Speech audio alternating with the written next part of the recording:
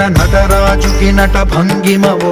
ధీంతన తోంతన శంకరునికి సంకీర్తనవో ఈశ్వరుడే అనునిత్యం తనలో తలచుకునే ఓంకారమువో శివ హృదయం కరిగించే ఆ పంచాక్షరివో